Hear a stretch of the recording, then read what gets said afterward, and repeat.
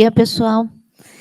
Bom, hoje eu tenho a honra de apresentar a doutora Débora Sitnik, graduada em Medicina pela FMUSP, com residência em Clínica Médica e doutorado em Ciências Médicas pelo HC-FMUSP, especialista em Educação em Saúde pelo CDEM-FMUSP e assistente da DCM aqui do HU, né, de 2007 a 2017. Docente do curso de Medicina do Centro Universidade São Camilo. Muitíssimo obrigado pela sua presença. Ela vai falar sobre avaliação em campos de estágios práticos, né, sobre educação médica. Muito obrigada. Bom dia a todos, um prazer estar aqui de novo. Muito triste de não poder estar aí presencial, mas no fim de semana eu comecei a me sentir um pouco mal, e aí ontem de manhã eu fui testar e eu tô com Covid. Então, eu estou de molho, mas eu adoraria estar aí presencial, infelizmente estou dando meu abraço virtual em vocês. Bom, enfim, né, fui assistente aí do HU, morro de amor pelo HU, continuo falando do HU no tempo presente, quando alguém me pergunta alguma coisa do HU, eu falo, a gente tem, a gente faz, então, né, pode ser que eu saí do HU, mas o HU nunca saiu de mim, enfim. E, na verdade, eu tinha até planejado, assim, que eu ia dar bom dia na hora de apresentar essa aula aí presencial, e aí eu ia sair, falando, não, peraí, pessoal, quero começar de novo. Eu ia sair, bater na porta e fazer igual nossos alunos fazem, né, e abrir a porta e falar, bom dia, meu nome é Débora, eu já lavei as mãos, né, igual a galera faz quando a gente faz OSC, mas, enfim, perdi a chance de fazer a piada, tudo bem. Deixa eu compartilhar aqui a minha tela. Aqui, pronto.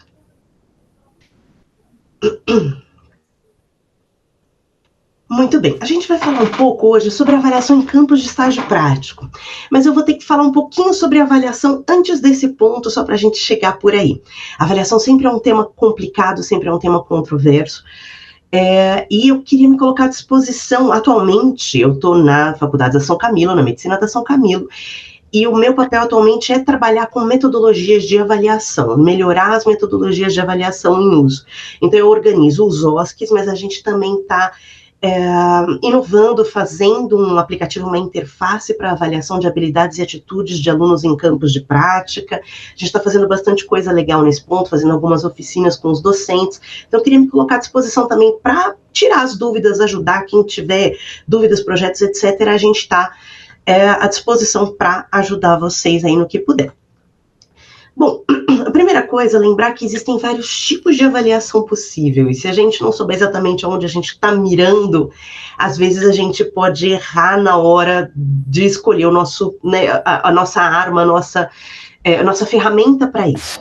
Então, só rapidinho, existem avaliações que são do tipo classificatórias ou seletivas. Então, o vestibular, a prova de residência, por exemplo, são avaliações, são provas que são processos seletivos, né? Os alunos, os candidatos, enfim, eles vão responder a determinadas questões ou tarefas, eu vou ranqueá-los, e quem tiver a partir de um certo valor, uma certa nota de corte, está aprovado para seguir adiante naquele ponto ou não na minha seleção. Esse é o tipo de avaliação que, para nós, dentro do ensino médico, dentro da graduação, dentro do curso, ele não nos interessa tanto. Existem avaliações diagnósticas que são subutilizadas, podiam ser uma ferramenta muito mais interessante para nós. Então, quando chega um novo grupo, uma nova panela de alunos no estágio, por exemplo, a gente nunca sabe qual bagagem que esses caras estão trazendo. Esses alunos chegaram muito crus, eu preciso pegar mais leve, eu preciso fazer uma revisão com eles, ou esses caras já estão prontos, eu posso ir daqui para frente, voar um pouco mais aqui na discussão dos casos, na condução das discussões com eles. A gente, né, o que a gente faz? A gente pode fazer uma pequena avaliação diagnóstica, fazer uma pequena provinha, um pré-teste, um mini-OSCE, alguma coisa que a gente consiga sentir que bagagem esse aluno já traz para a gente quando ele inicia o estágio, e a partir daí a gente pode reforçar os pontos em que eu diagnostico uma fraqueza, ou já decolar nos pontos em que eu diagnostico uma fortaleza ali. A próxima forma de avaliação são as avaliações formativas. O formativo aqui quer dizer que a gente vai sentar com esse aluno depois de observar ele fazendo uma tarefa, fazendo um atendimento ou discutindo um caso, apresentando alguma coisa, e vai redirecionar esse aluno, vai falar, olha só, você mandou muito bem, sei lá, na hora de fazer a história com esse paciente que você internou, mas durante o exame físico você deixou de ver isso, a técnica que você fez foi tal, você precisa reforçar o seu estudo em tal parte. É uma avaliação que não serve necessariamente para gerar uma nota, ela serve para eu formar melhor o aluno e ajudá-lo a redirecionar, a tomar uma melhor, para ele balizar melhor a formação dele. Certo? Então, a avaliação formativa, ela é uma avaliação diagnóstica também, mas ela não é uma avaliação para que eu programe o meu curso. Ela é para que o aluno programe o seu aprendizado, para que ele melhore e corrija eventuais desvios de trajetória que ele esteja tendo. E as avaliações somativas, essas são aquela que a gente realmente, quando a gente fala, vai ter avaliação, e vai gerar uma nota no final do estágio, que vai dizer se esse aluno está pronto para seguir adiante na formação ou não. Essa é a avaliação somativa. Geralmente, ela chega muito tarde. Geralmente, ela vem no final do estágio para eu poder dar uma nota para esse cara, para dizer se ele pode ou não passar para o próximo estágio, mas eu não consigo corrigir mais as deficiências desse cara. Eu não consigo mais sentar com esse aluno e falar, olha, você tinha que ter estudado cardio. Ela chega tarde demais. Então, o ideal é que a gente combine essas várias técnicas para conseguir fazer com que o nosso ensino, e para eles o aprendizado, né, o processo ensino-aprendizagem, funcione de fato melhor. E aí vem a pergunta, por que eu preciso avaliar? E muita gente vai me responder simplesmente que a faculdade me exige uma nota para o fim do estágio, né? Pois é, mas na verdade, avaliar um aluno permite identificar as deficiências, o aluno que não conseguiu aprender, que não está pronto para seguir adiante.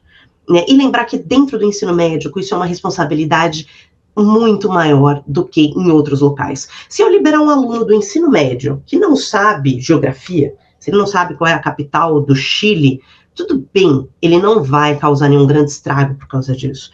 Mas se no final de um curso médico eu liberar um aluno que não tem condição de fazer um atendimento, se eu perceber que a bagagem que ele tinha que levar do meu estágio, se ele for um estágio essencial, obviamente. Se eu perceber que a bagagem mínima, o perfil do egresso, que eu gostaria que esse cara levasse, ele não conseguiu levar, eu preciso tentar pegar esse cara de novo e corrigir isso antes de liberar ele para exercer a medicina, certo? A outra coisa para que uma avaliação serve é saber se o objetivo do meu curso foi alcançado. É para saber se eu ensinei esse aluno o que ele tinha que saber. Se de repente o aluno sai do meu curso de clínica médica sabendo tudo sobre, sei lá, pulsar nefrite lúpica, mas ele não sabe tratar uma pneumonia de comunidade, será que eu atingi o objetivo que o meu curso precisava ter dado para ele? Né? Então, isso é uma coisa muito importante. Quando eu faço uma prova, eu deveria ver quais são os temas mais relevantes daquilo e ver como esses alunos performam naqueles itens avaliados. E, por fim, serve também para ver o que precisa de melhoria nesse processo de instrução. Então, quando eu faço uma prova, não importa só saber o que os alunos acertam e erram, mas importa muito saber o porquê eles erram, o que eles responderam no lugar das respostas certas. Então, se eu coloco um caso clínico, que era uma pneumonia, e 80% dos alunos escolhem a alternativa embolia pulmonar, alguma coisa está errada. Ou eu elaborei mal o meu caso, ou eu discuti mal esse tema com esses alunos e eu vou ter que dar uma revisada no que é que está acontecendo aqui. Então, isso é uma avaliação de muito mais do processo de avaliação e um repensar de como eu ensino e o que eu ensino, onde eu coloco mais ênfase, muito mais do que realmente dar uma nota para um aluno. Então, uma avaliação, na verdade, ela serve para muito mais do que dar uma nota para o aluno passar adiante ou não. Ela serve para fazer uma série de diagnósticos. E uma coisa muito importante, assim como eu tenho várias formas diferentes de avaliar, eu posso avaliar isso em níveis diferentes. Eu posso avaliar capacidades diferentes, competências diferentes. Competência é uma palavra que a gente vai usar muito e que cada vez mais se usa dentro do ensino médico e a gente já vai dissecá-la um pouquinho melhor. E lembrar que eu tenho uma forma de avaliação de acordo com o objetivo que eu quero avaliar. Se eu quero avaliar se o meu aluno é capaz de fazer um procedimento, vamos dizer, de passar um catéter central, Será que uma prova escrita é o melhor modo de avaliar se ele sabe isso? Por outro lado, se eu quero saber se o meu aluno sabe quais são as opções de antibiótico possíveis para se dar numa infecção urinária, eu preciso fazer uma estação de prática obrigatoriamente para essa questão? Então eu posso usar melhor isso. E lembrar que, assim, avaliação é uma ferramenta de diagnóstico e não uma forma de punição. Embora de vez em quando, às vezes, a gente tenha vontade de falar, nossa, essa turma dá um trabalho, eu vou ferrar esses caras na prova. Pois é, isso é colocar o nosso sentimento, muitas vezes, na frente do que deveria ser uma coisa técnica. Tá? E fazer uma prova justa não é sinônimo de passar a mão na cabeça, de fazer uma coisa simplória, de falar, não, se eu tenho que seguir uma série de regrinhas, então não vai servir para avaliar. Muito pelo contrário, eu sou célebre por ter a mão pesadíssima, eu faço questões de prova, estações de OSCE, que elas acabam ficando absolutamente dentro das regras, tá tudo muito bonitinho e eu destruo os alunos que eu faço estações muito pesadas, eu tenho uma mão pesadíssima, por exemplo, né? Então não tem nada de simplório, mas tá tudo dentro das regras, e você não fala, nossa, ferrou todo mundo, não, tá tudo ali, foi tudo dado, mas não necessariamente aquilo é simples, só precisa ser feito com cuidado, com atenção a uma série de detalhes. E por que é importante a gente fazer essa avaliação de forma complementar? Porque a gente sabe que se eu pegar uma cerveja, sentar na frente da televisão, pegar meu controle remoto e ficar assistindo um esporte, por exemplo, eu posso aprender tudo sobre as regras daquele esporte, eu posso saber tudo sobre como funciona todas as táticas de todo mundo. Isto não vai me transformar numa jogadora de futebol.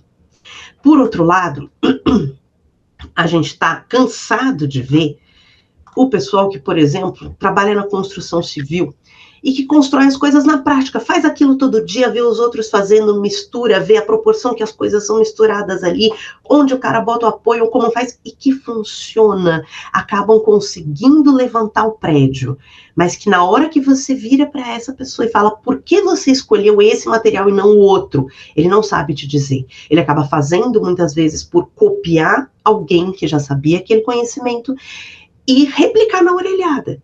E a gente não quer que o nosso aluno faça nenhuma dessas estratégias quando ele sair, quando ele estiver formado, quando ele for médico.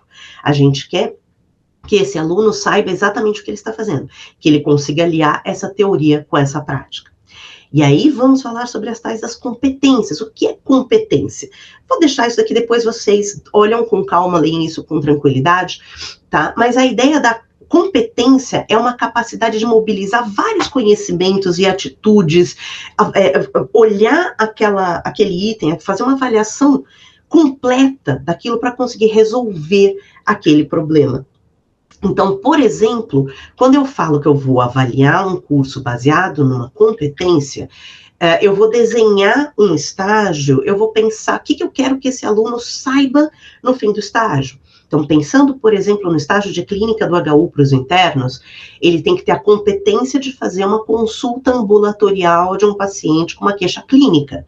E para fazer essa consulta, ele vai mobilizar uma série de coisas, ele vai mobilizar conhecimento que vem lá da anatomia, lá da anamnese, da propedêutica, ele vai mobilizar raciocínio clínico da clínica, ele vai ver a experiência dele, ele vai juntar uma série de coisas, a habilidade de fazer uma receita, de dar uma orientação, tudo isso vai ser juntado para terminar, concluir aquela consulta clínica, por exemplo.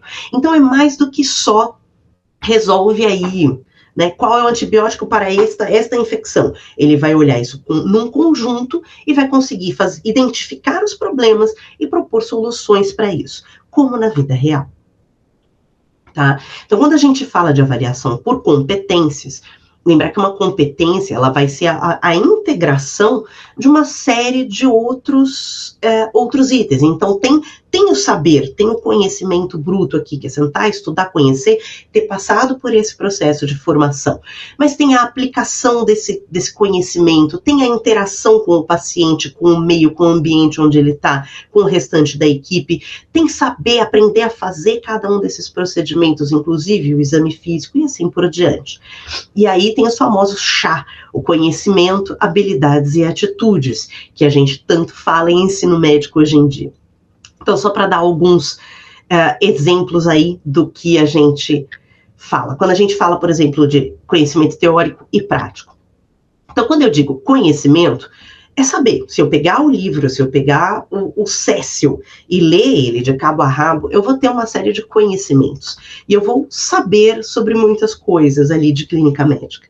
Agora, saber como identificar isso no meu paciente, por exemplo, é outra história. Se eu não tiver exposição à prática, se eu não adquirir essas habilidades, eu não vou conseguir saber fazer. E, por fim das contas, eu preciso fazer. Então, isso daqui é a pirâmide de Miller clássica, tá? Se vocês depois forem ler um pouquinho, recomendo bastante dar uma lida sobre isso, é bem interessante. Quando a gente vai formar um aluno em qualquer processo, mas no caso em ensino médico, primeiro ele tem que ter essa base de conhecimento, é por isso que ele vem lá das ciências básicas e revisa toda aquela parte de bioquímica, de tudo aquilo. Ele precisa ter uma base sólida que ele precisa conhecer. Daí em diante ele vai começar a integrar esses conhecimentos e saber como fazer uma série de coisas para poder depois aprender a de fato executar para fazer. Então se eu pensar isso dentro de clínica médica, vai ser um diagnóstico, né? Então, conhecer como funciona a fisiologia, saber o que ele deve olhar, que critérios ele deve pesquisar numa consulta, saber fazer essa anamnese, saber fazer essa orientação e, por fim, conduzir essa consulta sozinho. Mas se eu pensar nisso aqui, sei lá, dentro de procedimentos, também eu vou ter que seguir todos esses passos. Vou passar um catéter central. Eu preciso saber a anatomia, eu preciso saber os materiais, eu preciso saber como é a técnica, preciso ver alguém fazendo para depois acompanhar aquilo, para depois declamar como isso funciona, para depois fazer junto com alguém e só um dia lá na frente fazer sozinho.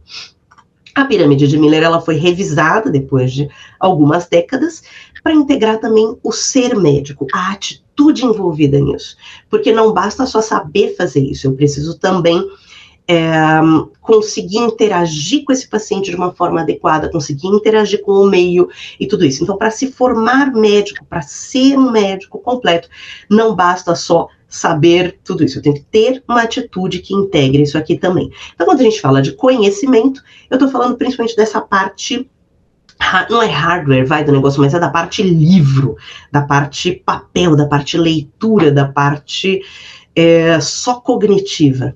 Quando eu falo em habilidades, eu estou aqui dentro do saber fazer e do fazer, e quando eu falo em atitude, são os meus adjetivos. Eu quero que o meu aluno seja um médico confiável, eu quero que ele seja cuidadoso, etc. E lembrar que, quando eu vou avaliar conhecimento, principalmente, eu tenho uma série de níveis de conhecimento que eu posso avaliar. Então, eu posso ir desde o basicão, conhecimento, né? Então, sei lá, onde passa a artéria X, a compreensão disso. Então, o paciente chegou com, sei lá, uma lesão no pescoço, e aí né, por que o médico apertou tal coisa? Porque ali passa a artéria, né, eu vou juntar aquilo e entender. A aplicação, onde eu coloco um caso clínico que ele tem que juntar aquilo e interpretar, ele já precisa ter uma bagagem maior e conseguir integrar esse conhecimento. Na análise, eu já posso colocar resultados de exames, eu posso colocar outras variáveis para ele ir deixando isso cada vez mais complexo. A avaliação sobre síntese e a avaliação são os níveis mais complexos que a gente pode avaliar. São os mais difíceis de montar avaliações usando esses itens, mas que são muito ricos também. Tá? Isso também é muito legal de aprender sobre a taxonomia de Bloom, é muito interessante. Estou dando um exemplo muito rapidinho, né? Se eu pegar um conhecimento, um exemplo de conhecimento, por exemplo, a adição, eu posso ir lá para uma criança do primeiro, segundo ano e colocar para ele exercício na prova. 8 mais 2 igual a... E aí ele vai juntar lá, contar os dedinhos, fazer a conta, enfim, e me dá um 10. Se eu quiser avaliar isso como compreensão, eu já coloco isso um pouquinho mais para frente. Então, eu falo, a Maria tem 8 maçãs e ganha outras 2. Ele vai ter que interpretar aquilo, tem a parte da integração entre a leitura, né, a interpretação das palavras e conversão disso em números, e quantas maçãs ela tem. Então, no fim das contas, eu vou chegar no 8 mais 2 igual a 10. Se eu quiser colocar isso como análise, por exemplo, eu coloco todo aquele problema enorme, foi na loja de biscoito, escolheu 2 pacotes disso, daquilo, custava... para no fim das contas chegar no mesmo 8 mais 2 igual a 10. Mas eu não dei isso para ele dessa forma. Eu estou cobrando o mesmo conhecimento, a mesma capacidade, a mesma competência de resolver essa conta. Só que eu estou cobrando isso em esferas cognitivas muito mais sofisticadas. Ok? Nós não vamos falar sobre prova teórica hoje, eu só estou colocando aqui alguns exemplos. Tem as provas convencionais que a gente sempre fez, que tem, né, todo fim de estágio, que é legal de ter, que pode ser em forma de teste, de questão discursiva, provas com consulta, que são uma coisa que eu redescobri aí ao longo da minha trajetória, que pode ser uma coisa extremamente rica, mas a gente não sabe usar. A gente pode marcar um outro dia só para falar de provas teóricas. A gente pode pedir relato de caso, elaboração de mapas, enfim, seminários, criação de projeto, tudo isso são avaliações teóricas, que podem ser muito boas e que são insubstituíveis para algumas coisas. Se eu quero avaliar conhecimento bruto, nada é melhor do que uma prova teórica. Tá? Se eu quero realmente saber se esse cara estudou, se esse cara sabe qual a bagagem que ele está levando em termos teóricos, é isso aí mesmo, é prova teórica e nada substitui. A ideia, na verdade, é que a gente some outros métodos e não que a gente substitua eles, ok? Eu posso avaliar aqueles níveis de Bloom bastante elevados numa prova teórica, especialmente quando eu saio da caixinha. A prova teste me dá muito pouca variação naquilo. Quando eu faço uma prova com consulta, por exemplo, eu vejo a habilidade desse aluno de elaborar texto, de fazer pesquisa, de fazer uma série de outras coisas, e que sim, no campo de prática também pode ser muito importante. Só que ele vai ser mais difícil de corrigir aqui. E aí eu quero dar um bônusinho depois para vocês sobre isso. Importante que eu não consigo ver habilidade e atitude numa prova teórica. Eu posso até fazer uma questão de ética, sei lá, o paciente veio na consulta com tal problema e reclamou que houve qualquer coisa ética. Como você deve proceder? O aluno vai escrever qualquer coisa que eu jamais saberei, por uma prova teórica, se de fato ele é capaz de aplicar na vida real. Isso eu não consigo aqui. Já as avaliações práticas, que são as que mais importam aqui para a gente no campo de prática, elas podem ser avaliações em pacientes reais, então em cenários de atendimento, no ambulatório, na enfermaria, no pronto-socorro, por exemplo, em que eu avalio esse aluno, ou eu observo, ou eu entro junto, ou eu acompanho ele fazendo alguma dessas coisas, ou durante uma consulta, ou escolho um paciente da enfermaria para ele conversar ali na propedêutica, ou acompanho um procedimento real, um parto, uma sutura, uma passagem de catéter, uma intubação, uma reanimação cardiopulmonar, enfim. E aí eu tenho essas ferramentas aqui possíveis para avaliá-lo. E eu tenho as avaliações simuladas, que é o que a gente usa, por exemplo, no OSCE, né? Então aqui eu posso usar materiais protéticos, eu posso usar coisas extremamente simples. Então, recentemente fizemos uma prova de técnica cirúrgica em que os alunos tinham que dar ponto, fixar um dreno, entre aspas, uma esponja. Então ele tinha que atravessar o dreno, ali era uma sondinha retal, que a gente já tinha deixado até a incisãozinha feita, ele tinha que passar e ele tinha que fixar aquilo com a técnica adequada. O que eu quero ver, isso é o que chama de uma prática simples, eu quero ver se ele tem a técnica, se ele sabe quais os passos, ele vai verbalizando para mim, tá feito. Posso usar materiais biológicos para essa coisa da técnica também. Então, muitas vezes o aluno vai suturar, sei lá, uma língua bovina, né? Então, demonstra aí como faz o ponto tal técnica. Ele vai lá e faz. Ou aqueles materiais sintéticos mesmo para isso, para procedimento, para punção, etc. Ou com atores, que é o que a gente faz mais comumente no OSCE, tá? As outras avaliações eu vou passar elas bem rapidinhas. O long case, que é aquele primeiro, o long case é aquela avaliação tradicional que a gente fez, a nossa geração fazia lá na propedêutica, por exemplo. Então a gente ganhava uma prancheta, você vai falar com a Dona Maria do leito 10. E aí o professor podia ficar junto enquanto eu conversava com a Dona Maria ou não, e depois eu ia lá e apresentava esse relato para ele com a história da Dona Maria. E ele me acompanhava durante o exame físico, eu descrevia para ele o que eu achei, não achei, ele conhecia aquele exame físico, enfim. Tem uma série de pontos fracos nessa avaliação. Ela pode ser muito boa, mas pelo fato dos pacientes serem imprevisíveis e variarem entre si, isso geralmente faz essa avaliação não ser necessariamente justa entre os vários alunos. Então eu falei com a Dona Maria que era joia, e mais do que isso, ela queria me ajudar. Então ela me sussurrou ali no ouvido, olha, os médicos estão dizendo que acham que eu tô com uma pneumonia, tá? E aí eu já ia com aquilo tudo na cabeça para apresentar aquele caso ali depois. O meu coleguinha caiu com o seu João, e o seu João teve um AVC e estava afásico. E aí ele não conseguiu tirar história nenhuma. E o outro coleguinha caiu com um paciente que estava morrendo de dor e não deixou examinar por nada. E aí eu estou avaliando esses alunos com os mesmos critérios, com o mesmo nível de gravidade, eu estou vendo as mesmas habilidades nesses caras. Eu posso afirmar que esse aluno que não conseguiu tirar história com o paciente afásico está tão apto quanto eu que recebi a dica da Dona Maria? Talvez não. E os critérios para essa avaliação, muitas vezes, eles não ficam muito claros. Então, foi bem, foi legal, acho que ele tirou uma história super bem, eu vou dar nota 8. E eu tirei esse 8 da minha cabeça, né? Então, se a gente tiver uma forma de padronizar critérios de avaliação, ela pode ser muito boa. E aqui é o que eu falei que eu vou fazer um bônus, porque eu vou falar um pouquinho sobre rubrica de avaliação. Isso aqui não serve só para campo de estágio, isso serve para qualquer coisa. Rubrica de avaliação nada mais é do que um tabelão. É uma matriz, tá? Tô deixando aqui na apresentação, depois vocês leem isso com calma.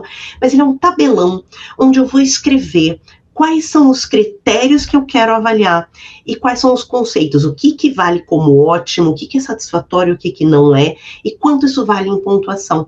E aí eu vou usar essa mesma tabela para avaliar vários alunos. Isso vale tanto para a prova prática, como para corrigir uma resposta longa, alguma coisa autoral. Isso daqui é maravilhoso, mas dá um trabalhão para fazer. Então eu vou só mostrar aqui para vocês, ó. Por exemplo, né, eu estou fazendo uma prova com consulta dentro da clínica médica, e o meu enunciado, então eu tenho um caso clínico, o paciente vem com uma queixa qualquer, ele tem tal exame físico, eu posso colocar exame de laboratório, enfim, coloco qual foi a conduta. O médico plantonista optou por dar X, ponto. E aí a tarefa que eu vou colocar nessa questão é justifique a tomada, a conduta que o profissional tomou. E aí esse aluno vai ter que interpretar essa história, interpretar esse exame físico, interpretar esses exames laboratoriais, olhar o que o cara fez e juntar essas pontas e escrever sobre isso, certo? Então eu vou primeiro montar um tabelão aqui, com os meus critérios, aqui eu coloquei 4 linhas, mas isso é arbitrário, e os conceitos, eu quero dividir em ótimo, suficiente, precisa melhorar o insuficiente. Eu posso fazer isso só suficiente e insuficiente. Posso fazer isso com bom, regular e ruim. Tanto faz. Minha dica é ideal 3 colunas, tá? Coloquei aqui como 4 para exemplificar, mas 3 colunas já funciona muito bem e é mais que o suficiente. Mais do que 4 começa a quebrar a perna da gente. Aí eu vou separar, que critérios são esses? Então eu quero a justificativa dele. Eu tenho os critérios que eu coloco como aceitáveis, ou que eu pego na referência, melhor ainda. Então, tem tal critério possível para ele me apontar. Tem a construção da argumentação, que referências ele usou, como foi a linguagem e apresentação que ele deu para o trabalho dele. E aí eu vou descrever o que eu considero ótimo, o que é suficiente, o que é insuficiente, ou os outros critérios os conceitos, que eu reparti isso aqui. Então, ótimo é ter pelo menos 3 itens corretos, suficiente é pôr 2, melhoria com 1, nenhum correto, pode botar 20, nenhum tá certo, é insuficiente. Argumentação, ele faz um raciocínio clínico adequado, ou não. Referência, ele bota a fonte adequada, ele põe pelo menos X, ele usa a Wikipédia, né? Então eu posso descrever, eu vou abrir isso aqui numa matrizona e descrever o que eu considero joia, o que eu não considero joia. Isso pode ser usado para uma apresentação de seminário, para uma reunião clínica, para uma prova escrita, para qualquer coisa, para um long case. Então, explorou os antecedentes, explorou a queixa principal, fez o exame físico completo, fez manobra de exame corretamente, tudo isso eu posso colocar aqui. E aí eu vou colocar os valores disso, e eu vou usar essa mesma ferramenta para todos os alunos, para corrigir todas aquelas questões, para aquela questão, por exemplo. O problema disso aqui é que, assim, ela me permite avaliar um monte de habilidades, agora sim, sem tirar uma nota da minha cachola, né, que se eu colocasse o mesmo aluno apresentando o mesmo caso clínico para 10 examinadores diferentes, cada um deles dava uma nota que achava que valia. Agora não. Agora eu consigo diminuir a variação entre examinadores. E isso vale para qualquer coisa que eu queira avaliar. Ok? O problema é que para fazer uma rubrica dessa, eu preciso fazer uma dessa para cada avaliação, ou eventualmente até para cada questão. Dá para fazer isso bem com algumas plataformas digitais, tá? O Google Classroom tem uma ferramenta de rubrica que é excelente, o Microsoft Teams também tem sites na internet que ajudam a montar, enfim, né, dá para dar uma boa ajudada com isso. Serve para conhecimento, serve para habilidade, depende da atitude, depende do que você está fazendo ou não, né? No long case, você não consegue ver bem a atitude, a não ser que você fique do lado, avaliando o aluno enquanto ele está fazendo o tempo todo.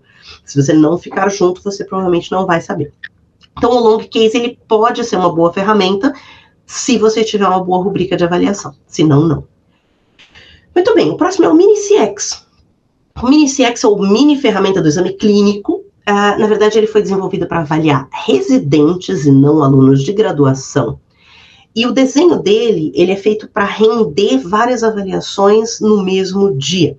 Então, imagina um ambulatório cheio de pacientes para serem atendidos, eu tenho um grupo de alunos ou de residentes, enfim, que vai fazer esse atendimento, e eu aviso para eles, hoje, os atendimentos vão valer como avaliação. E aí, eu entro junto com o aluno quando vai começar o atendimento, eu acompanho enquanto ele está tirando a anamnese. E aí, eu anoto, observo ali como é que foi aquilo. Eu fico 15 a 20 minutos com ele, saio, entro em outra consulta, esse cara está começando o exame físico. Eu acompanho esse aluno fazendo o exame físico. O outro, eu vou avaliar durante a discussão de caso comigo, proposição de argumentos, de condutas, etc.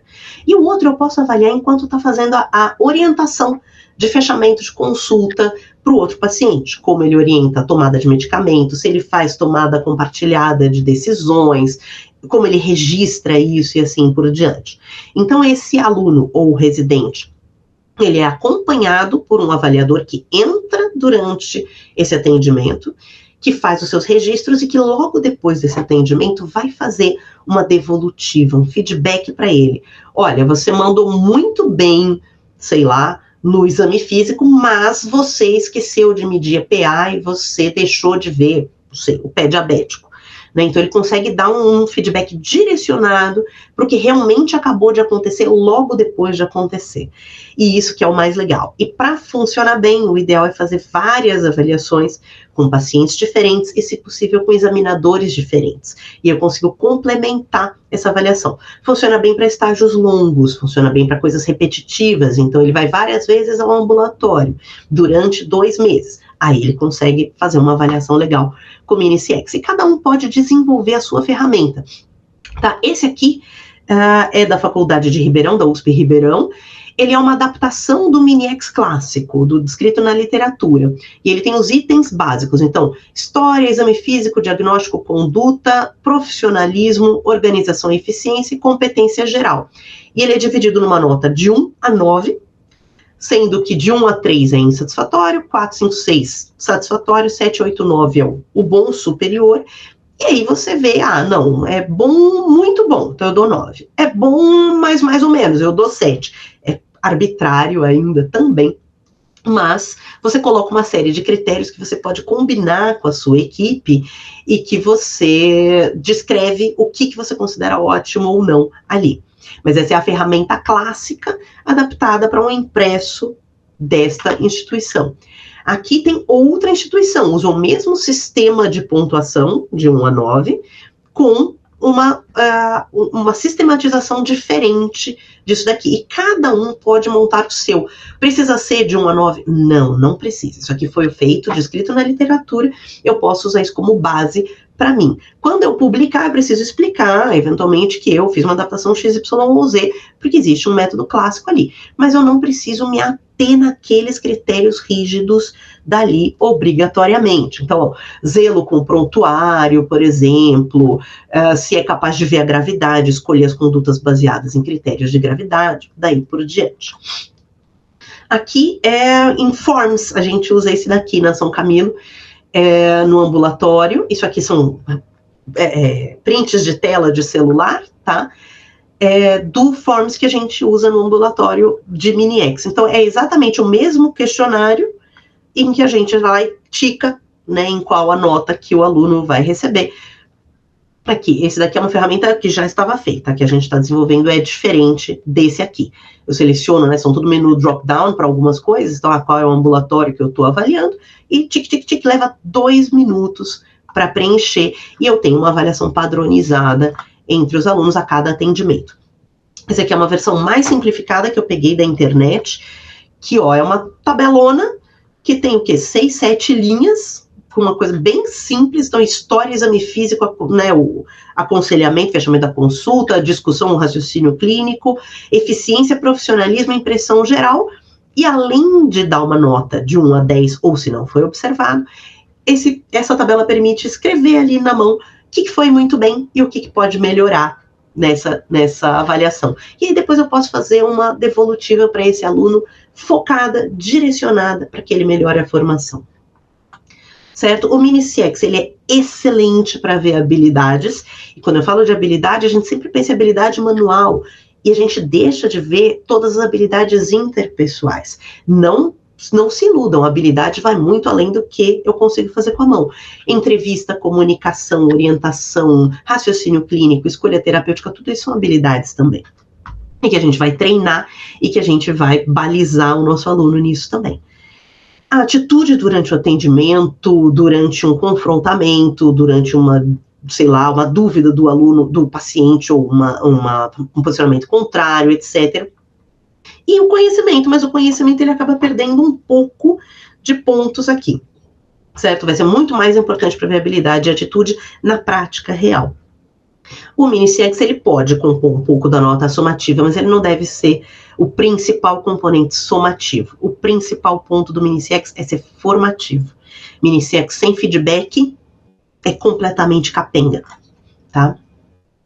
Outra ferramenta, essa daqui é o DOPS. O DOPS, ela é a observação direta de habilidades de procedimento, e ela é muito útil nos serviços que tem uma demanda de procedimento grande. Então, vamos dizer, na ginecologia obstetrícia, que eles vão fazer Papa Nicolau, que vão conduzir trabalho de parto, na UTI, que tem intubação, passagem de catéter, são os procedimentos manuais, principalmente mesmo, que a gente vai observar. Muito útil, principalmente nos estágios cirúrgicos.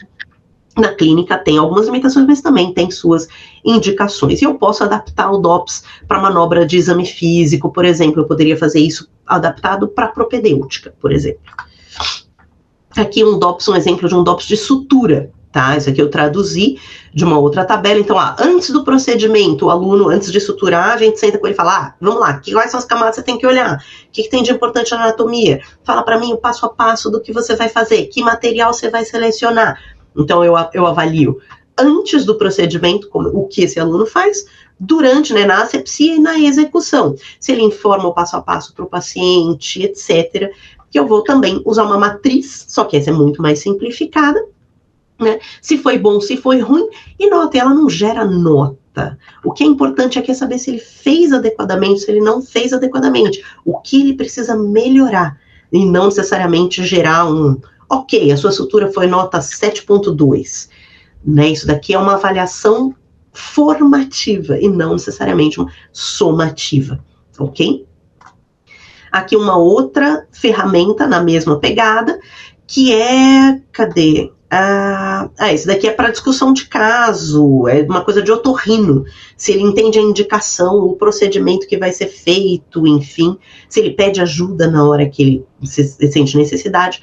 Esse aqui já é mais simplificado em relação àquele anterior, e você pode colocar registros escritos para poder fazer uma devolutiva direcionada.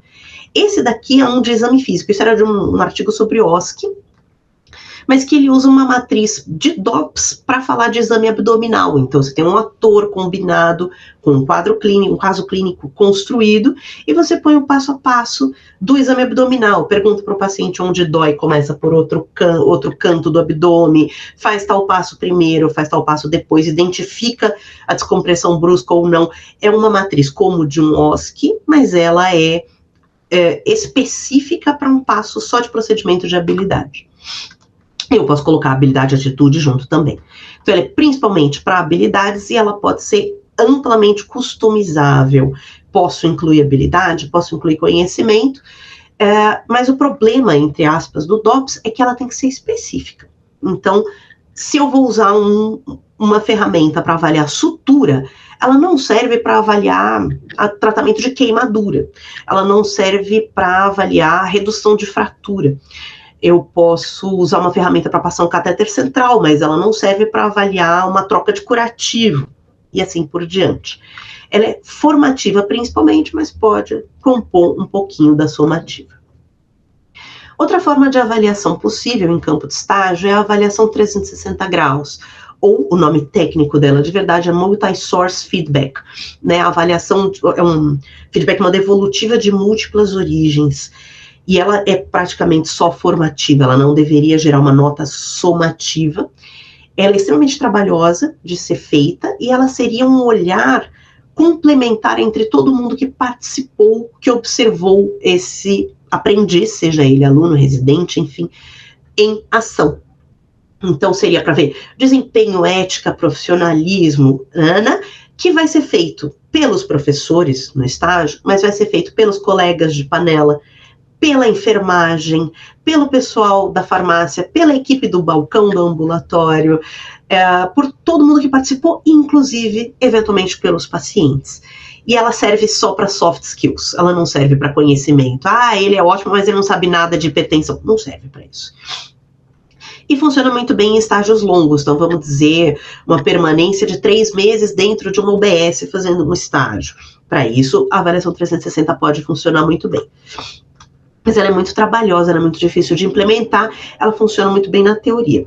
Aqui, da Faculdade de Valência, que é uma faculdade no interior do Rio de Janeiro, que está com métodos de avaliação incríveis, eles têm muitas coisas legais, a ferramenta que eles usam para avaliação 360. Então, eles têm, né, eles dividem as competências, né, por cores, para ficar mais fácil de encontrar. Essa é a ficha usada para os profissionais, essa aqui da esquerda. Então, essa pessoa marca aqui quem é. Aí é o residente que está avaliando esse aluno. É um outro colega interno. É o próprio aluno se avaliando. É um outro membro da equipe de saúde da família que vai fazer essa avaliação do desempenho. E esse é o formulário da direita, é o formulário dos pacientes, dos usuários do serviço. Então, o que vai ser importante aqui? Foi pontual, se apresentou, me tratou com respeito, gastou tempo suficiente no meu atendimento, demonstrou interesse pelos meus problemas e assim por diante. Eu acho uma coisa linda essa ferramenta, mas na prática ela é muito difícil de implantar. Por fim, aqui, dando um pulo na complexidade, existem as EPAs, que são não vou dizer o último grito da moda no ensino médico, mas que são uma forma mais moderna, mais ampla de definir competências, né, de dar níveis de proficiência para esse aprendiz, seja ele aluno, residente, enfim, que são as atividades profissionais confiáveis, as EPAs, Entrustable Professional Activities, e que são uma forma de dividir, de organizar a educação e, posteriormente, a avaliação, que são incríveis, são muito legais, e elas servem para aprendizados que envolvem múltiplas competências. Então, né, assim como eu dei aquele exemplo lá atrás da consulta clínica, vamos voltar nisso. Então, se eu quero uma competência que é conduzir uma consulta ambulatorial,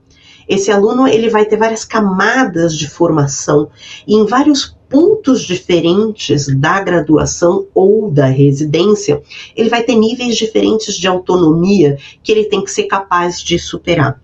Então, a EPA, ela vai avaliar o meu aluno em níveis, o meu aprendiz em níveis. Esse cara já está apto para uma EPA 3, uma EPA 4. E isso vai me dando noção se ele está pronto ou não. Isso serviria como metas de aprendizado para um determinado ponto da formação. Então, o aluno no estágio do internato de clínica médica no HU, ele tem que ser capaz de fazer um exame físico de X, avaliar a gravidade de Y e prescrever Z, né? Então, eu preciso detalhar isso para que ele entenda. Vou dar um exemplo para ficar um pouquinho mais prático. Então, esses níveis que eu falei que a gente avalia, eles vão geralmente de 1 a 5.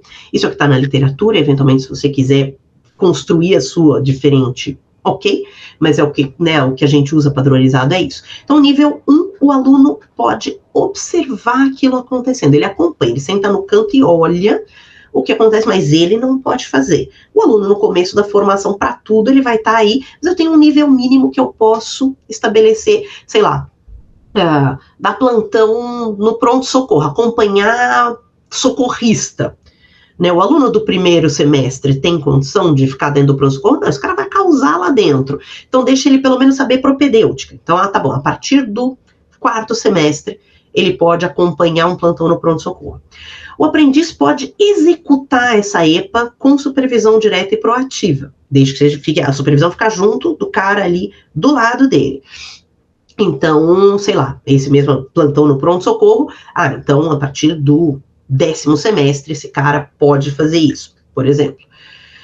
O aluno, nível 3, o aluno pode realizar sem um supervisor na sala, mas rapidamente disponível se necessário. Então, o aluno que vai aí na porta 2, por exemplo, ele pega uma ficha, né, que está avaliada como amarelo, ele pega uma ficha, ele leva para o consultório, ele faz o atendimento e ele vem discutir com o assistente. Isso é uma EPA 3.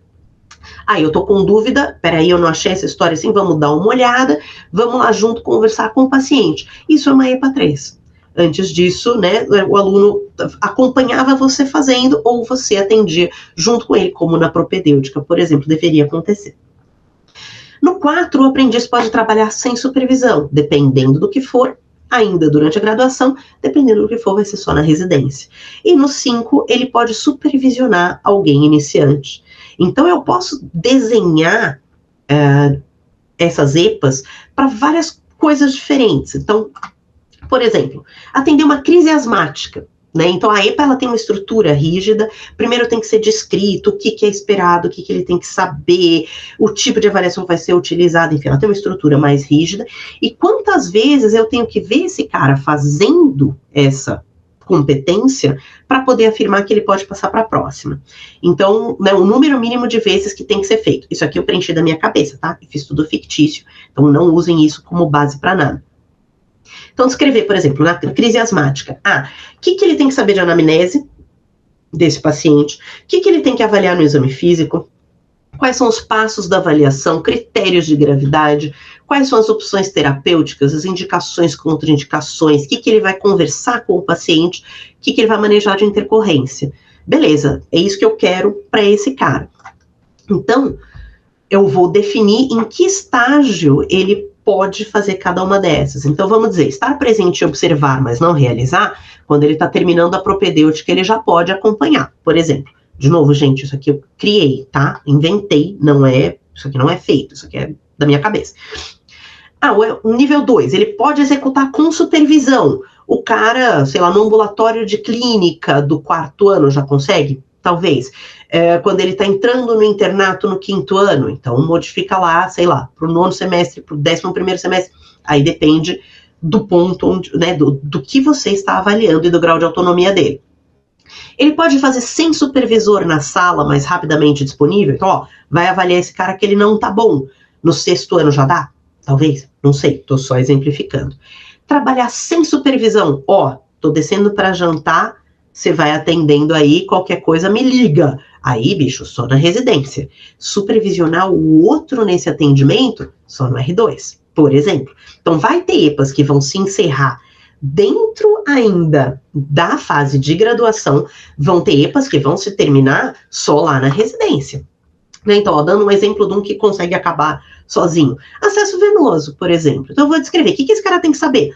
De anamnese. O cara tem alguma alergia, alérgico ao coisa, já teve trombose, tá sangrando, tá tomando anticoagulante, sei lá. O que ele tem que saber de anatomia, de indicação, de contraindicação desse procedimento que ele quer fazer, ele sabe o que ele precisa, que materiais ele vai precisar, e assim por diante. Então, primeiro eu disseco essa competência que eu quero avaliar para o meu aluno. Aí eu vou dizer quantas vezes ele tem que fazer. Para eu dizer que ele está apto, ele vai fazer X, 5 vezes. Também vou arbitrar aqui, e de novo, esse é um preenchimento fictício. Então, olha lá, ele pode observar desde o começo, no primeiro semestre, aquela aula de curativos lá, beleza, olha só, é assim que a gente pega uma veia. Legal, fazendo manequim, tudo isso ele pode fazer desde que ele chegou na faculdade. Fazer essa EPA com supervisão direta, né, com alguém olhando do lado, chutei aqui no 9º semestre, mas pode ser que antes. A gente tinha no curso do 4º ano, que a gente ia lá e funcionava o coleguinha. Né? Não, só pode no fim do internato. Aí depende das suas regras, né, do que tem estabelecido. Fazer sem supervisor. No 5º ano, a gente ia lá, pega um acesso aí e colhe um sangue. Beleza, a gente já faz isso sozinho no 5º ano. Trabalhar sem supervisão, no 6º ano, beleza, vai lá, funciona, fica de boa. Supervisionar, alguém iniciante no R1, no 6º ano, não sei, aí depende da sua capacidade ou competência. Já tocar uma trombólise, por exemplo. De novo, quais são os conhecimentos, né? Quantas vezes ele vai fazer? X. Tem que arbitrar isso também. Aí, o cara só vai começar a acompanhar essa EPA no 6º ano. Antes ele nem fica ali na sala de emergência, só vai tocando ali a porta 2, que aqui é pra gente grande, a gente tá aqui na sala de emergência, você vem aqui discutir seus casos que eu não vou botar o pé fora daqui. Então eu posso começar uma EPA em qualquer ponto, dependendo do tipo de competência envolvida, eu posso encerrar ela em outros pontos. Então, ó, essa daqui, por exemplo, R1, R2, R2. Mas tudo R2, como é que eu sei se o cara já foi? Ele fez um número mínimo de vezes, nessas observações, ele estava apto, ele demonstrou proficiência suficiente para passar para o próximo nível, isso é registrado, é como se fosse um portfólio, um prontuário desse aprendiz, e aí ele pode passar para o próximo nível ali dentro. Então, e dentro da mesma panela, dentro do mesmo ponto de estágio, eu posso ter aprendizes em níveis diferentes. Então, olha, esse interno é EPA 2, esse aqui é EPA 3, né? E isso depende de uma coisa horizontal, de um segmento longitudinal. Geralmente as EPAs, elas são muito complexas, elas são feitas pela coordenação do curso, elas são implantadas em algumas disciplinas pontuais para depois irem crescendo, enfim, precisa de um treinamento para montar, para aplicar, elas são bastante mais complexas, mas elas são incríveis, elas são muito legais, e eu acho que elas são o ideal de avaliação para a gente, principalmente dentro dos estágios práticos. E dentro delas eu posso, lembra que tinha ali uma coisa que perguntava qual que vai ser a ferramenta de avaliação? Eu posso usar um DOPS, então eu estou seguindo esse residente ou esse interno dentro da UTI, e a competência que eu quero é se ele sabe, sei lá, passar catéter central. Eu vou avaliar pontualmente cada procedimento usando um DOPS, por exemplo. Vou acompanhar esse residente nas consultas do ambulatório usando um mini-CX. Então eu posso usar diversas ferramentas dentro da EPA. Certo? Ela é incrível, mas ela dá um trabalhão. E elas servem também para a gente ver os pontos de melhoria, os pontos de fortaleza desse aprendiz e ver qual grau de proficiência e autonomia que esse cara está tendo e quanto ele está pronto para passar para o próximo nível. Por fim, né, os atendimentos simulados, que é o que a gente faz no OSC, principalmente tem a vantagem de eu nivelar essa dificuldade. Então, lembra da Dona Maria que me deu a cola do seu Zé, que era afásico? Quando eu monto um OSC, eu monto o mesmo caso para todos os alunos, com o mesmo grau de dificuldade das mesmas tarefas. E assim eu sei se naquela competência, naquela habilidade, esse aluno está ou não apto para passar para frente, se ele está levando a bagagem que a gente gostaria que ele levasse ou não. Em termos de habilidades cirúrgicas, eu posso contextualizar, fazer um atendimento também, ou só botar ali a esponja, ó, dar um ponto aí com tal técnica, certo? Isso aí que a gente estava falando, eu vou usar para avaliação um checklist padronizado, que é uma matriz como aquela do DOPS, mas agora com notas, com valores para cada item, e assim eu sei exatamente o que eu estou olhando para aquele aluno, e eu evito essa variabilidade entre avaliadores, que é algo que com frequência a gente faz e é muito injusto. Então, para mim, é ok se o aluno fizer uma técnica mais ou menos. Para o outro que é mais rígido, que é mais crica, não. O cara não estendeu a mão completamente na hora de fazer a pesquisa do ferimento toracovocal, ele zerou. Né? Então, essa variabilidade a gente tenta neutralizar e deixar uma avaliação que é primariamente subjetiva, o mais objetiva possível. Certo? A organização de um OSC é bastante complexa, como vocês estão acostumados, já vocês conhecem bastante. Eu preciso criar os cenários, os roteiros, consumo uma barbaridade de material, de impresso, de insumos, de equipe, mas vale muito a pena. O OSC, ele faz diagnósticos para gente que eles são riquíssimos e que vão muito além só do que o meu aluno aprendeu ou não. Muitas vezes eu vou ter que fazer reflexões bem profundas aqui sobre como eu estou ensinando uma série de coisas, que exemplos eu estou dando com o meu currículo oculto, o que eu estou passando para esses alunos, o que eles estão aprendendo no caminho. Então, no OSC eu vejo muita habilidade, tanto motoras, os procedimentos, como essas habilidades soft skills, entrevistas, raciocínio clínico, comunicação, o que eu faço com o paciente que me contraria? Então, se a gente vai ter que operar. Não vou. E aí? E agora, como é que você se coloca com isso? Comunicação de más notícias, orientações terapêuticas, uso de dispositivos. Eu acho o OSCE a forma mais rica de avaliação, especialmente dentro da clínica médica. E eu vejo muito sobre atitude. Então, tem habilidade, tem atitude, muito importante.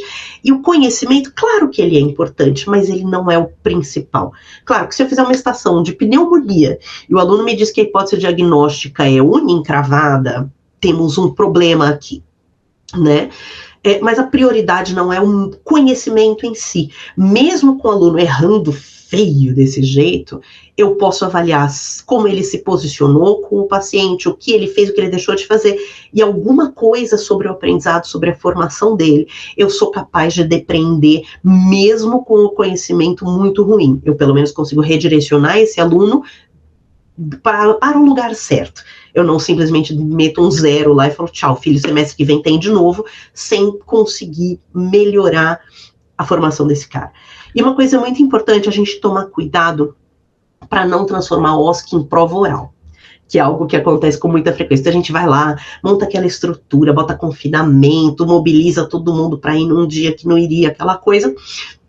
Aí chega lá, faz um caso clínico no papel, né? O paciente chegou com, sei lá, polaciúria e disúria, e colheu essa urocultura aqui, aí eu já dou para ele ali o bicho, informe para o examinador qual antibiótico você vai dar. Cara, essa pergunta podia estar feita em papel. Se a pergunta puder ser respondida com papel e lápis, simplesmente, se o que você vai avaliar pode ser visto simplesmente com papel e lápis, cogite usar essa questão numa prova escrita. O legal do OSCE, o rico do OSCE é ver a interação. Então, eu posso fazer o mesmo caso clínico, mas ele vai fazer a receita, aí eu vou ver se ele põe a via, o uso, o tempo de uso, se ele identifica, se ele bota a data, se a receita é legível, por exemplo, e se ele orienta o meu paciente, que pode ser eu, tá? Eu posso ser a examinadora, eu posso ser a paciente, eu não preciso ter necessariamente um ator ali. Como é que ele vai me orientar? Como é que eu tomo? Mas pode beber? E tem que tomar com comida? Sei lá, né? A gente faz um roteiro para que ele tenha essa interação. Eu posso usar o mesmo contexto criado para avaliar isso da forma adequada que o OSCE me permite. Né? Desperdiçar uma estrutura de OSCE para um conhecimento que pode ser feito na prova teórica é perder uma ótima oportunidade. Por fim, né? Quando a gente vai avaliar, é muito importante a gente olhar o nosso aluno, o nosso aprendiz, de vários pontos de vista diferentes. Então, quando eu avalio só o conhecimento, eu posso ter a impressão que um cara é excelente, está completamente pronto, e ele não está. E vice-versa. Eu posso ter um aluno que a gente olha e fala, nossa, esse cara não sabe nada, e na hora de fazer uma consulta, na hora de conduzir, ele está muito mais pronto do que a gente imagina. Né? A gente não está partindo do princípio que ele está necessariamente pronto para virar médico amanhã, mas que muitas vezes eu preciso olhar para ele por outros pontos de vista para conseguir realmente saber onde esse cara precisa melhorar ou se ele realmente está levando o que ele tinha que levar do meu estágio. É como se eu estivesse num palco escuro e aí eu acendo uma luz. E aqui, por exemplo, eu estou vendo conhecimento. Aí ele sabe os critérios diagnósticos de lúpus. Quando eu coloco ele para interpretar um caso clínico escrito, eu vejo se ele consegue identificar esses critérios dentro daquele caso clínico. Quando eu coloco ele para avaliar uma paciente, fazer uma orientação, examinar uma lesão, fazer uma conclusão, conduzir uma investigação, eu estou olhando, por exemplo, esse cara por diversos pontos. Então, eu posso complementar isso aqui de várias formas. A prova escrita sozinha não basta, o OSCE sozinho não basta. Eu preciso iluminar, preciso olhar esse aluno da forma mais completa possível. Então, o ideal é sempre a gente combinar mais de uma forma de avaliar esse aluno para compor realmente uma impressão e que a ideia não é castigar o cara que não vai bem ou que qualquer coisa, a ideia é realmente conseguir ajudar esse aluno para sair o mais pronto possível e o profissional mais completo possível que a gente conseguir. Muito obrigada, pessoal. Aqui tem os materiais de referência que eu usei para construir, essas coisas estão aqui nesse QR Code. E eu estou à disposição para quem tiver dúvidas, sugestões, etc., ou quiser marcar uma oficina, fazer qualquer coisa, com o maior prazer. Estamos aí. Obrigada. Desculpa a voz fanha, gente, hoje está péssimo. Perdão. Muito obrigada, Débora. Queria te fazer 2 perguntas rapidinho.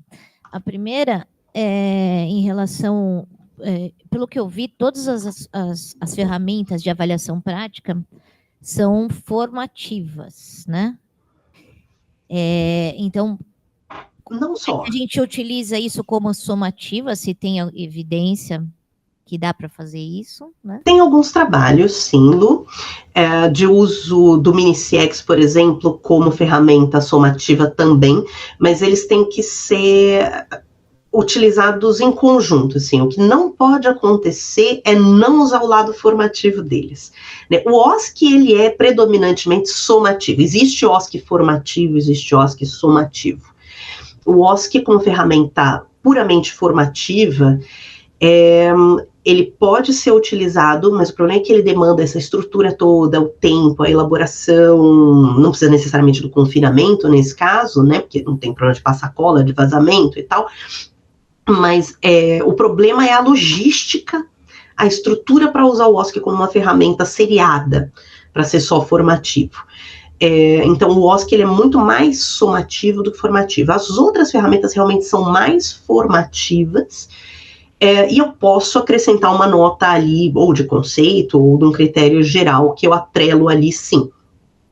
Né, mas é questão de desenhar, de fazer um por um. O que não pode é perder o caráter formativo. Então, eu avalio o aluno, guardo isso para mim, e no fim do estágio eu entrego para ele uma nota, que ele não sabe de onde veio e para onde vai. O que eu tenho feito é, nas aulas práticas, fazer simulação de OSC, como se fosse formativo, né? Uhum. Isso é bem legal, né? Então, fazer um roleplay ali, né? Uma simulação. Então, agora, o que você vai fazer? O que você faria? Como você prescreveria?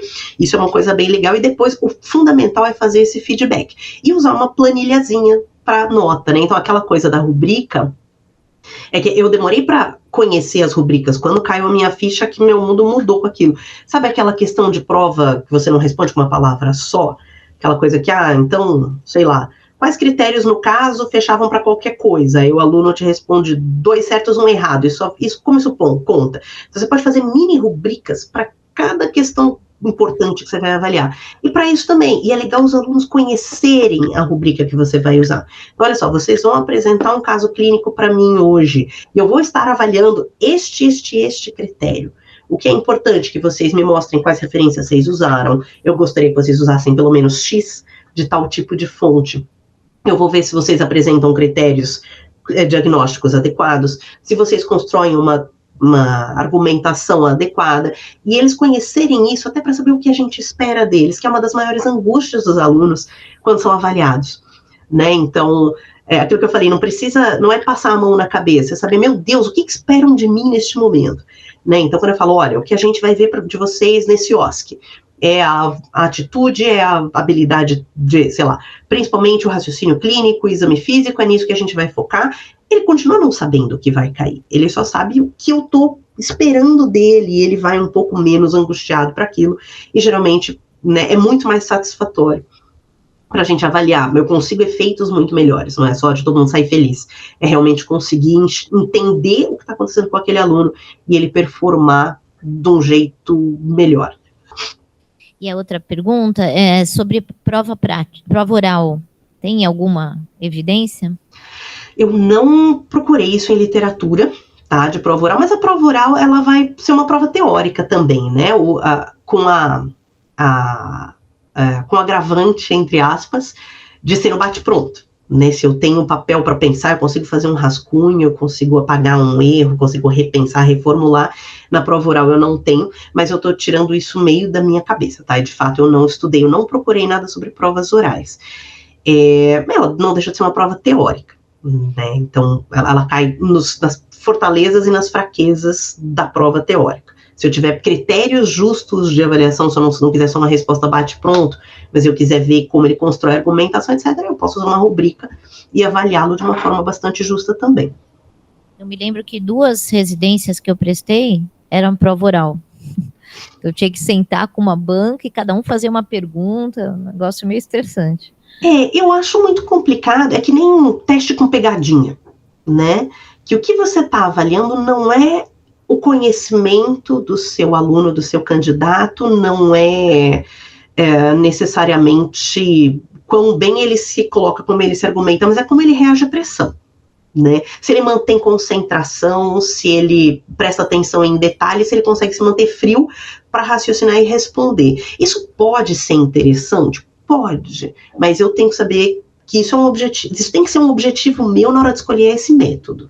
Se eu não faço questão que esse cara consiga performar super bem sob pressão necessariamente, né, se não for isso que servir como meu critério seletivo, sei lá, se eu fosse prestar prova pro Cobom, né, pros bombeiros, talvez eu colocasse esse tipo de coisa, e aí, vai morrer, o que você vai fazer?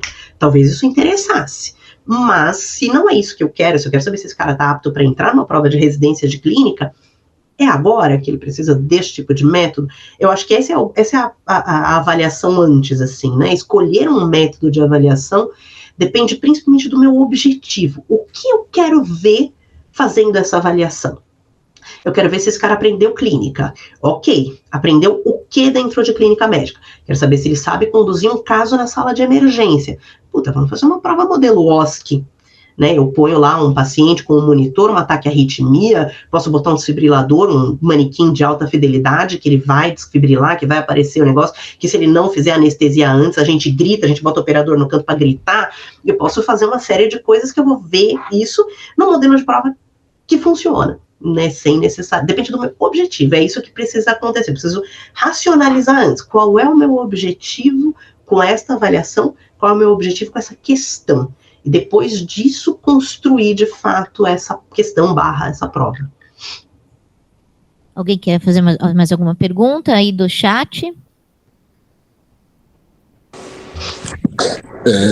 Débora, Oi. É o Felipe, tudo bem? Tudo, e você, seu lindo?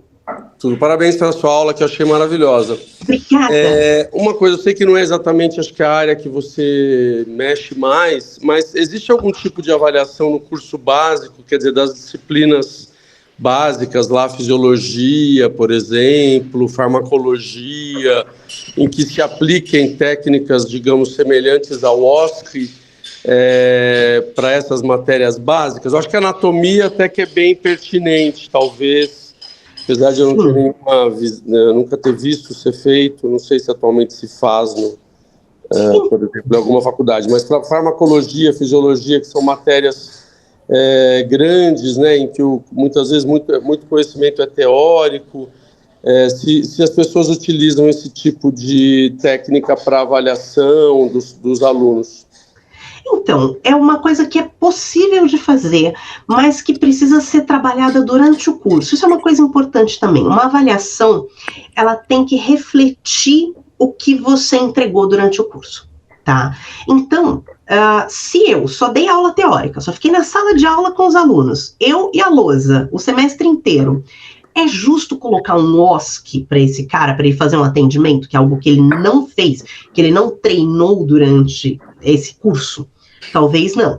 Não é necessariamente que eu só tenho que discutir o que eles viram na vida real. Putz, meu ambulatório só tem paciente com check-up. Então, só vou ter que botar a estação de paciente fazendo check-up? Não. Se eu discutir, se eu desenvolver isso, as habilidades que eu vou ver são de exame físico, de orientação, etc. Só que sobre os temas que a gente discutiu em sala, não tem problema. Tem muitos cursos que estão contextualizando essas ciências básicas. Então, fazem as disciplinas mais integradas. Então, por exemplo, quando eu dava aula na Uninove, a gente tinha as bases celulares e moleculares, que era a nossa bioquímica junto com a biomol, junto com outras coisas. A gente fazia contextualização com caso clínico para abrir, dava questões norteadoras, fazia outros tipos de atividade, por exemplo, aí discutia aquela parte básica e depois fechava de novo na aplicação. A gente fazia atividades com simulação dentro da bioquímica, dentro da anatomia. A gente montava casos clínicos para discutir alterações anatômicas, fazer a correlação anátomo-radiológica, por exemplo. Então, se eu tenho esse tipo de atividade, se eu consigo expor o aluno a esse raciocínio integrativo durante o curso, eu posso sim avaliá-lo nessa metodologia. O que não dá é a gente não usar em momento nenhum e só fazer na prova. E aí eu posso lançar mão de outras coisas. Lembrar que quanto mais básico, quanto mais na base daquela pirâmide de Miller eu tiver, quanto mais na parte da construção da base de conhecimento, menos alto eu consigo. Por quê? Porque esse cara ainda está construindo essa base. Então, não adianta eu pegar o aluno que está no primeiro semestre ali na anatomia, na bioquímica muito básica e discutir tratamento. Não vou conseguir, mas posso colocar uma dor numa determinada localização, descrever o que, se eu viro a perna em tal direção, ele tem tal coisa, que estrutura pode estar comprometida? Eu estou pondo uma aplicação que vale sim, né? Mas depende muito de eu ter discutido isso e feito isso. Eu posso usar, nessas mais básicas, eu posso usar outras estratégias para avaliar. Por exemplo, a construção de mapas conceituais, de mapas mentais, que eu vejo se esse aluno consegue integrar isso e desenvolver esse conhecimento. Então, quanto mais para a base do conhecimento eu tiver, mais difícil é usar esses pontos mais altos de integração na hora da avaliação. Mas não é impossível, não. Dá para usar. É difícil, dá bastante trabalho, mas dá. Débora, eu fiquei um tempo responsável lá na MED Jundiaí pela disciplina de psicologia médica. Então, para alguns temas, como comunicação de más notícias, por exemplo, eu fiz alguns roleplays, mas com uma sala de 60 alunos de uma única professora, imagina, enfim, eu consegui fazer com alguns grupos, nas discussões de caso clínico também eu fazia com alguns grupos, mas eu fiquei pensando, não sei se exatamente como nós faríamos, mas uma avaliação de exame psíquico, porque exame físico, você tem um exame físico, você tem que saber fazer um bom exame psíquico. Durante todo o curso, lá é uma estrutura, eu peguei uma estrutura pronta, então o exame psíquico era dado junto com psicologia médica. Uhum. Mas enfim, foi dado conteúdo cobrado. Perfeito. A questão é, eles ouviram muitos áudios de pacientes, eu não filmei nenhum paciente, eu pegava excertos, né, de entrevistas psiquiátricas no CAPS, na enfermaria, e aí pedia para eles identificarem, olha, com base no que vocês ouviram, o paciente tem alteração de forma de pensamento, tem alteração de senso-percepção, né, você observou aqui uma labilidade de humor, enfim, né, ia perguntando. E aí, na prova prática, eu fiz uma mini entrevista psiquiátrica, né, na prova prática, a prova deles tinha uma parte teste, e tinha um mini caso, né, em que eu dava um resumo clínico e mostrava parte de uma entrevista, para eles darem o exame psíquico. Agora, isso é uma coisa que eles dizem, como é que eu avaliaria a habilidade dele falar com o paciente? Tem várias outras. Bosque psiquiátrico, só se eu for a atriz, né? Então, né? Se você tiver um ator ou um parceiro qualquer.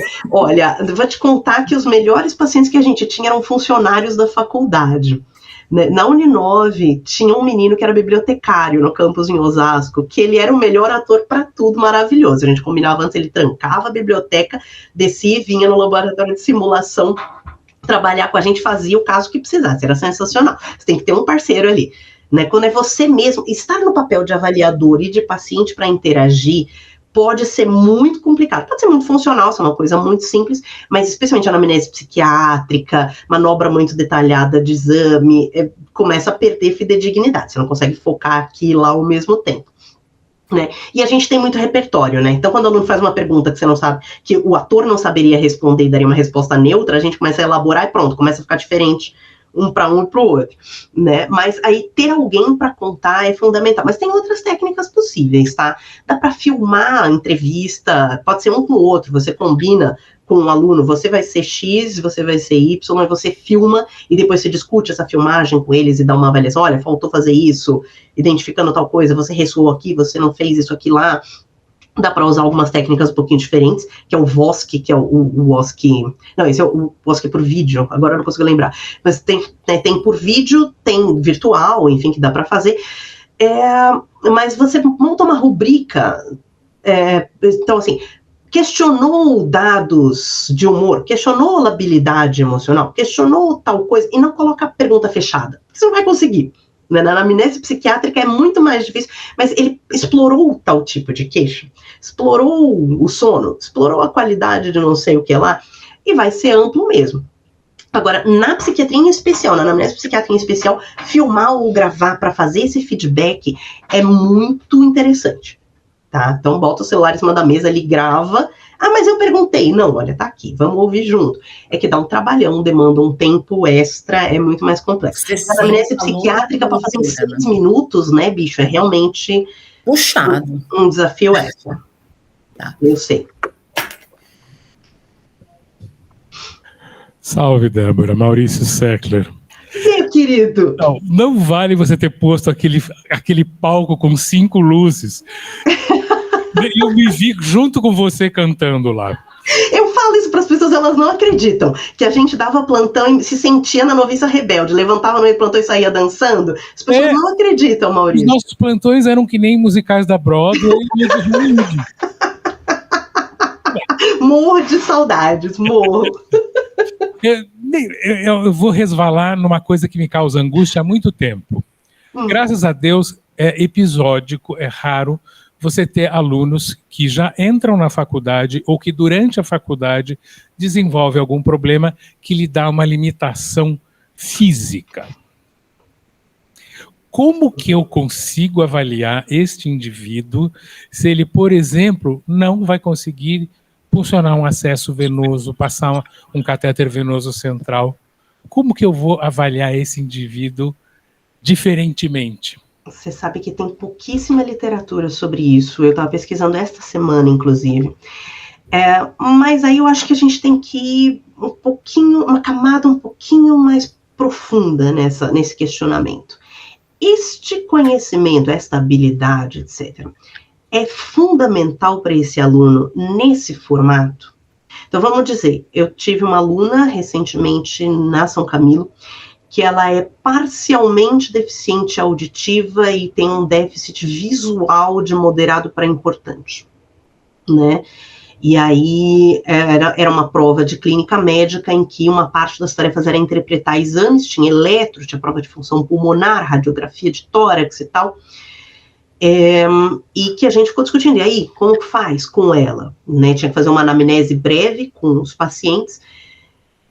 Ela conseguiu até fazer, ela levou lupa, eu levei o computador junto com ela, porque aí, caso fosse necessário, eu ampliaria na tela aquelas estações, então eu a acompanhei. Para ela, tinha um tempo de 25% a mais para realizar as estações, e ela conseguiu fazer. Ela não foi, uau, que super notona, mas ela conseguiu sim fazer, foi satisfatório. Mas a pergunta que eu tenho que ver é, eu preciso avaliar todo mundo com a mesma régua? Talvez essa resposta seja não. Então, um aluno com uma deficiência importante motora, vamos dizer, o cara tem uma neuropatia X e que ele não tem firmeza na mão, por exemplo, passar um catéter central, como você exemplificou. Ele provavelmente vai usar isso na vida profissional dele como médico? Talvez não. Talvez esse conhecimento não seja essencial para essa habilidade, não seja essencial para ele. E talvez para estes alunos eu tenha que customizar essa avaliação. Então, ao invés de dar o eletro para aquela aluna, eu tivesse que fazer uma leitura de onda por onda, né?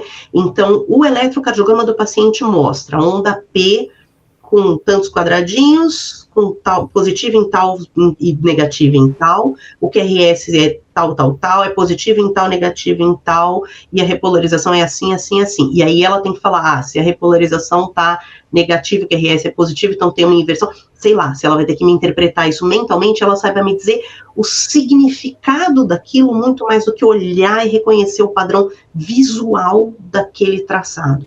Muito provavelmente ela não vai demandar esse conhecimento na prática dela, porque uma pessoa com necessidades especiais, ela tem noção que ela não vai usar aquilo.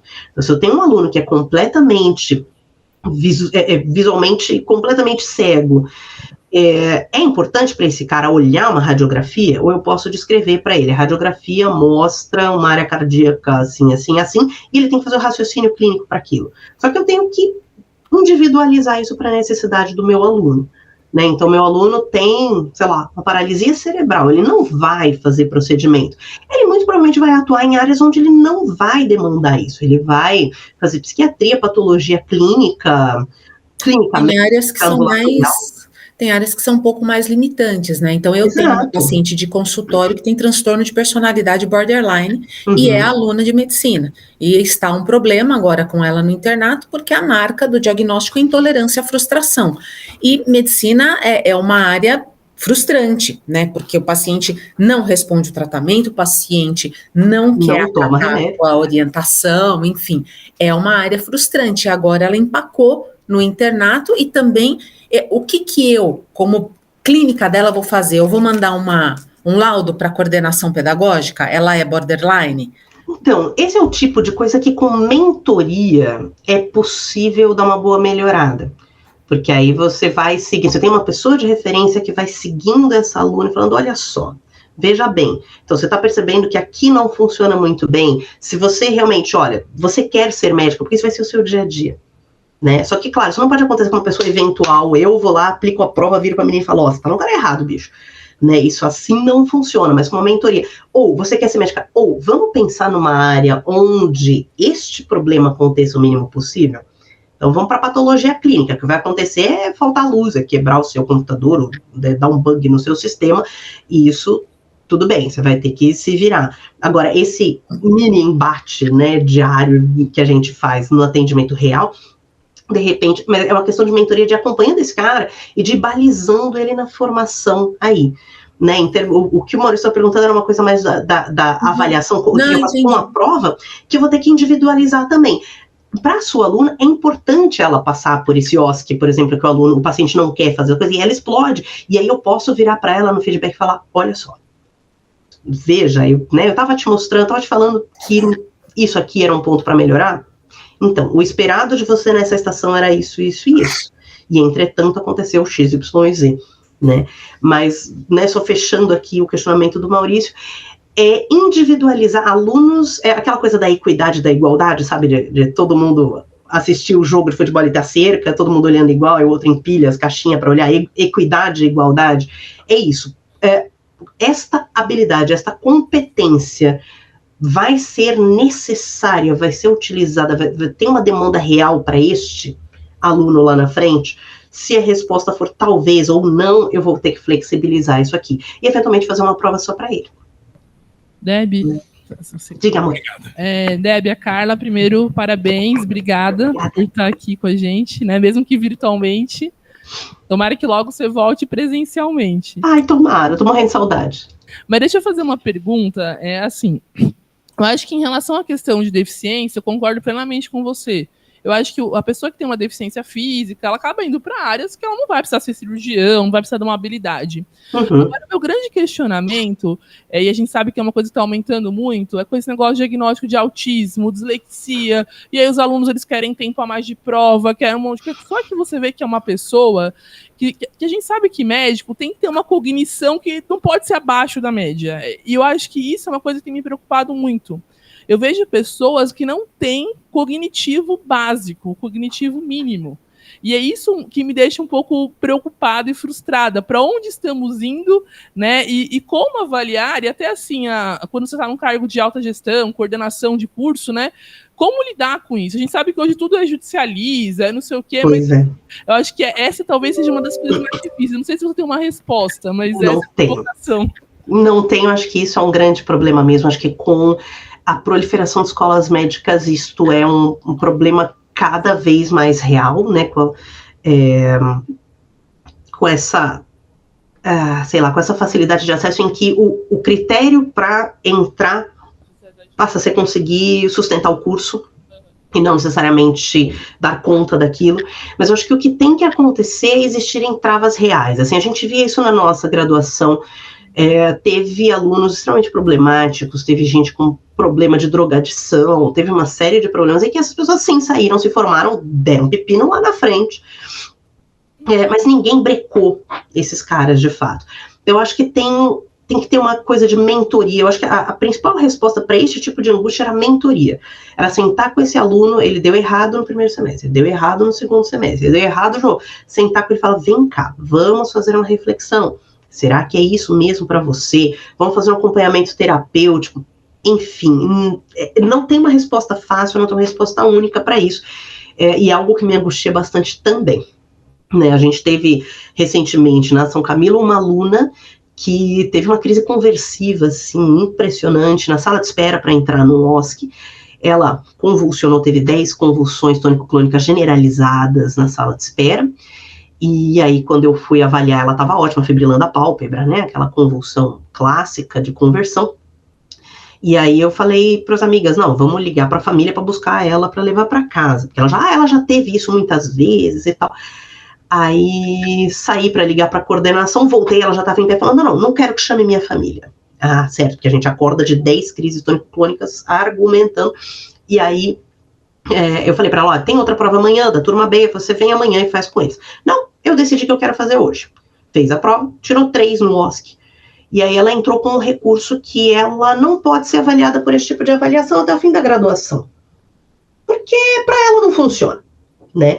A minha sorte é que eu tenho uma coordenação que olha para essas coisas e fala, não, né? Que não vai acontecer. Ou você está apta para passar por esse tipo de avaliação, ou você não estará pronta para encarar uma sala de emergência lá na frente. E sustentaram, e ela ficou quieta e paciência, seguiu para frente. Mas é muito complicado, porque existe uma responsabilidade muito grande em liberar alguém com um diploma de médico para responsabilidade, para a sociedade. E o papel da avaliação deveria ser fazer esse diagnóstico também, né, e sustentar isso, e falar, olha, você não está apto. Ah, mas vou judicializar. Você vem, estuda, faz a prova, semestre que vem tem de novo, você me mostra que você está apto. O problema é sustentar isso, é segurar isso, porque não tem sei lá, né, isso depende muito mais dos papéis dos coordenadores, do pessoal que está atrás da escrivaninha, de sustentar essa posição. Quando você tem uma coordenação, você vira e fala, esse cara não aprendeu clínica nesse estágio, e a coordenação entra no sistema e muda a tua nota, porque não pode ter mais do que X% de reprovação uma determinada turma, o negócio perde toda a razão de existir, né? Mas, enfim, isso é institucional, isso é uma cultura institucional que eu acho que precisa ser muito discutido e que, por mais que seja difícil reprovar aluno, mesmo na pública, como aconteceu comigo aí, reprovando aluno na propedêutica, reprovando residente, veja, a gente reprovava residente no HU e a coordenação da residência sempre esteve do nosso lado. Todos entravam com recurso, em todos a coordenação sustentava a nossa posição. E todos esses residentes vieram e refizeram, com exceção de 1 ou 2, todos eles, depois de um tempo, refletiram e vieram, por exemplo, me agradecer por terem sido reprovados. Eu precisava ter revisto a minha postura. Obrigado por ter me dado a oportunidade de fazer de novo, porque agora eu sei que eu melhorei em XYZ. E nunca era por conhecimento. Todas essas reprovações eram por postura, por atitude. Né? Enfim, mas é uma questão de maturidade institucional, maturidade dessas coordenações, e é muito difícil. Não tem resposta fácil aí, não. Obrigada, Deb. Imagina. Deb, muitíssimo obrigada. Nossa, eu que agradeço. Amor, né? Quem não pôde vai assistir depois. E você já está convidada para fazer a parte 2, hein? Você falou, se ofereceu, já vamos... Demorou. Tá bom. Muito obrigada, gente. Obrigadão. Beijo, boa semana para vocês. Boa semana.